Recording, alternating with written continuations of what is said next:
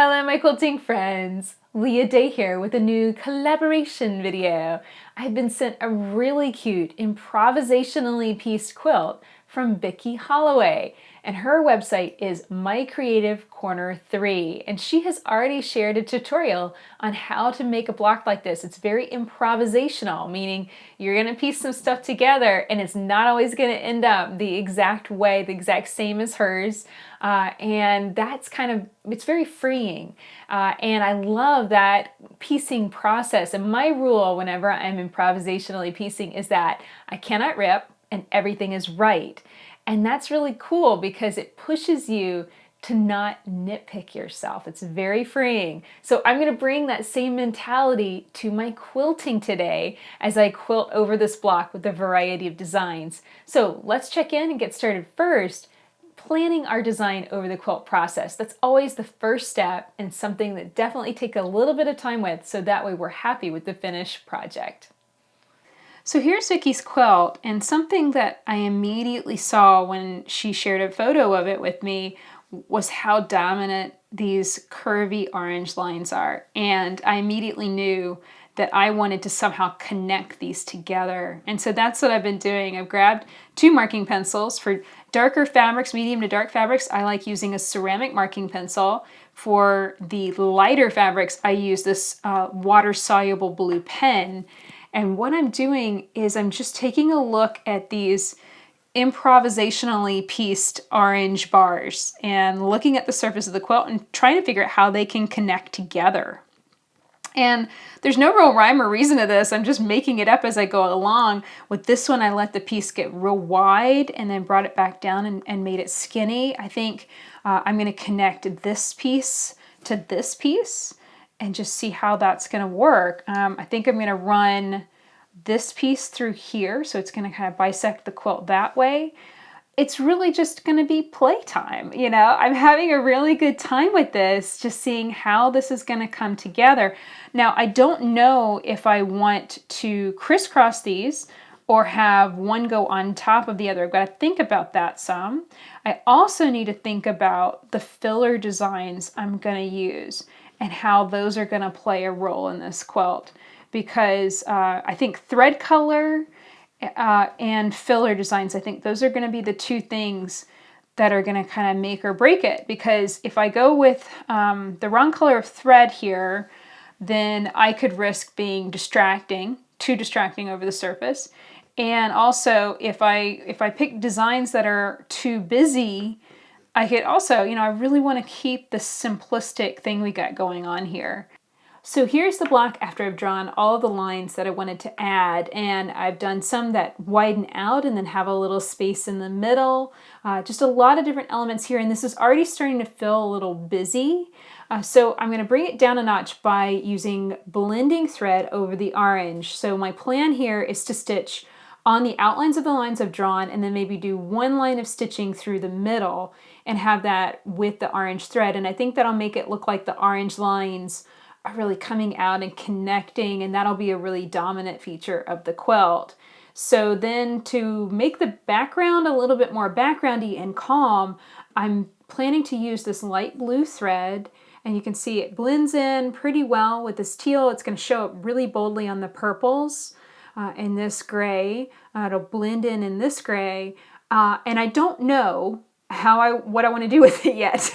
I'll be honest, I have no idea what I'm going to do with that thread and that color in the background. It might just be straight lines. I don't know yet, but I cannot wait to quilt. This is going to be so much fun, and I'm definitely going to have a great time playing with this orange thread. So let's get it basted up and let's get started quilting. Now to start quilting it, this block is fairly small, and I probably could get away with quilting straight from one edge to the other, but just in case something shifts, I really want to be careful with it. So I am going to quilt a line basically from the center to the outer edge and then pull up thread and quilt the opposite side of the line. And I do this simply to make sure that the fabric is continually shifting outwards. It's not too hard to do either, and I'll show you how to do it completely seamlessly. So the first thing I'm going to do is I'm going to drop my needle down in a position where it's kind of going to be disguised where that start and stop is. So look for places where you have seam lines. Those are good choices. Or areas where the design is going to cross itself. That's a good choice too. So I'm dropping my needle down, bringing it up. I grab that little loop that is my bobbin thread and tuck both threads underneath my foot. And that gets it started on the right track. And I have those thread tails nice and long so I can tie them off and bury them. And now I'm using my walking foot to stitch this essentially in the ditch on this line, because this is one of the lines that was pieced. But I also go into just surface quilting whenever I move to quilting on a marked line too. So it's going to be kind of a couple different feels here. Right now I'm trying to stay on the orange, so that's where my thread matches. And I'm trying not to pop up onto the blue. There's like a little bit of a ridge there because the seam wasn't pressed open. So I'm trying really hard just to stay on the orange fabric. Now I'm through that area and I'm onto a spot where it's just, I've just marked this design on the fabric. So even if I veer off of this, it's not a big deal. It's not going to be a big deal because those marks will be erased. So that's kind of, it's like, you know, going from something that, you know, was really crucial that you stay on the right line to, it doesn't really matter. It doesn't really matter now because that line will erase, and it's okay if I veer off just a bit. So you can see it's a little hard to quilt a smooth curve. I ended up with a little bit of a wobble there, but I think that's okay. And this is a really short little design right here. It's just a little V shape. So I'm going to stitch down on the batting and pop inside the quilt to knock that out as well. So here I stitched over, and then now I'm stitching in along that marked line. And notice my hand placement here. I keep my hands fairly wide apart, fingers spread, and that helps me have a lot of control over the quilt as I pivot it under the foot and kind of rotate it around. Now, if you don't have that ability, or maybe your foot is setting a little low, stop with your needle in the down position, lift the foot slightly. I'm using a knee lifter here to lift the foot slightly and get it shifted so that the angle is nice and smooth. So like little shifts, take a few stitches, lift the foot, rotate it over. That can work too. So you can see I stitch right off into the batting area. This is nice because I don't have to tie off and bury those thread tails. I can just clip these off because they're going to get secured in the binding process. So there we go. Now I'm going to go back to the beginning. And this is my thread tails from that first line. I'm going to tie off and bury these real quick, and you can find another video where I teach you how to do that.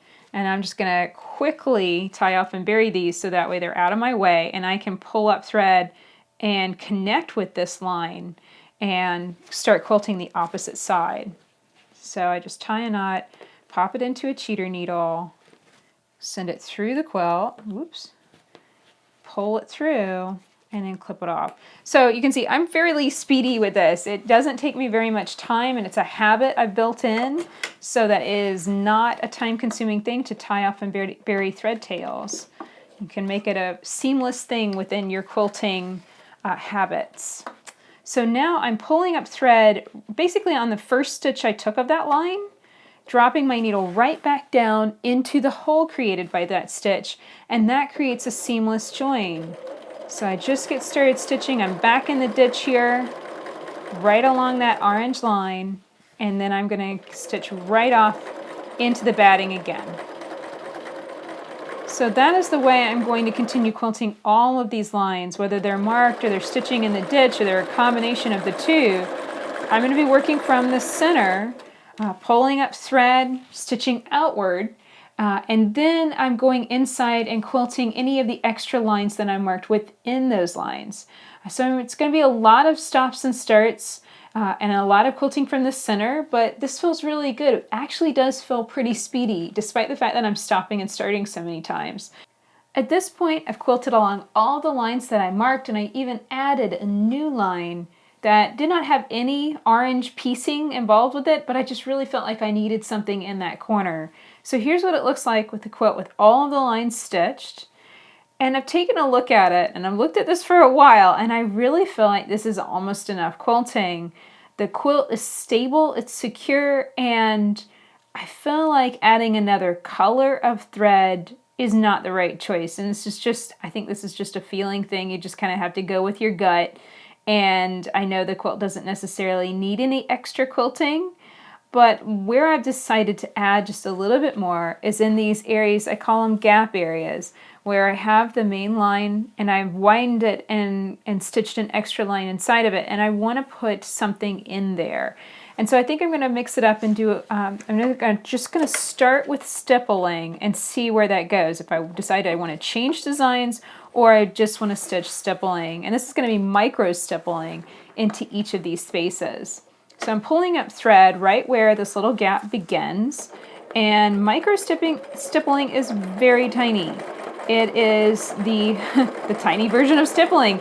And so I'm going to be focusing on quilting this on an 1/8 inch scale or smaller. And so right now in this really narrow area, I'm just quilting some back and forth lines, just some wiggly U shapes.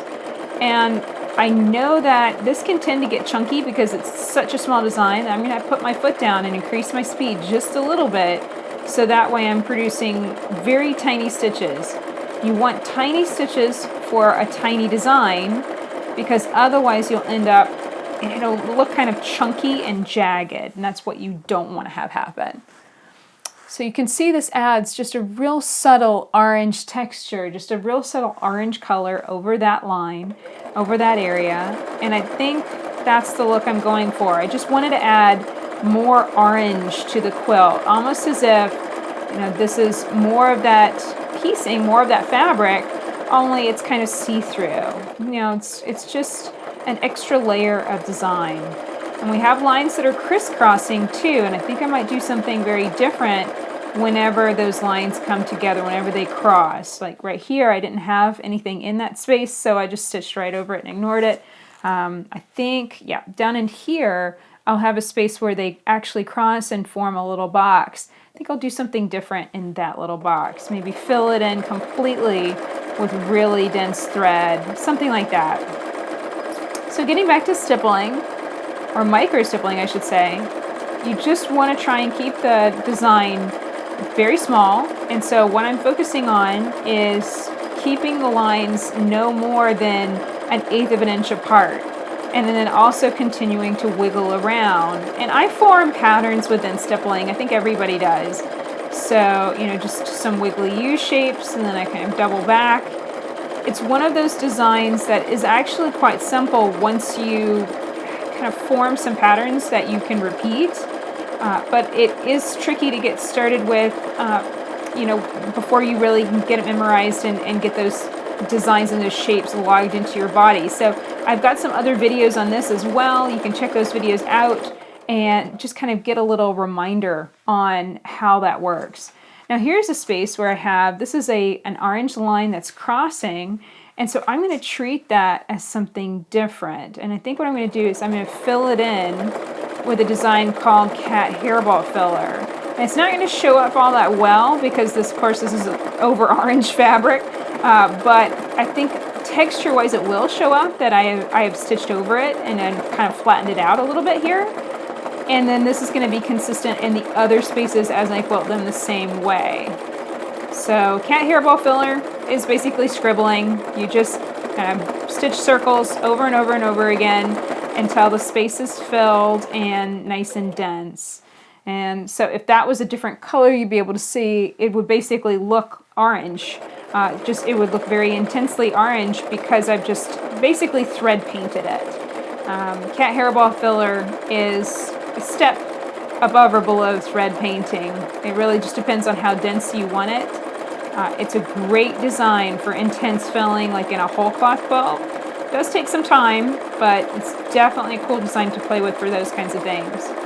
I'm getting back to my micro stippling, just wiggling around, and I am coming into a really narrow space. I'm going to start to shrink things down or use the edges, use those curvy lines that I quilted with my walking foot, and travel stitch against them. That's perfectly fine and that's absolutely allowed. In fact, actually something I might do is quilt back over those lines just to darken them, make them thicker. Or I could flip the whole thing over and do some bobbin thread work. It really just depends on how much time I want to throw at it. This is such a fun little quilt, and it's gone by so quickly. Now, as I narrow out, I'm just trying to keep the design consistent. When I get into that little tip, I might just stitch some back and forth lines there, just so that's filled in nicely too. So that is what I'm going to do. I think I'm going to fill in all of the gap lines this way. I think it'll look best if it is consistent and it's the same design throughout. So I'm going to use micro stippling through, essentially that gap area. Anywhere that it overlaps, I'm going to fill that in with some really intense cat hairball filler. I think that's going to look great. And here's what it looked like whenever I finished this abstract quilt. So that's it for this video. I had such a great time quilting over this improvisationally pieced quilt block. I hope that you learned a lot, and we'll go check out Vicki's website, My Creative Corner 3, and check that out and how she pieced this block, because I think that is fascinating as well. And I challenge you to give this a try. It's very easy to piece, and it's very easy quilting. So give it a go. Challenge yourself to try something new and step out of your comfort zone. I promise you'll really enjoy the results. If you have any questions about this quilting process, please ask in the comments below. I really want to help you get better at machine quilting and learning more about this wonderful craft. If you enjoyed this video, please share it with your friends and subscribe to our channel on YouTube so you don't miss out on the next video and more collaborations coming soon. Until next time, let's go quilt.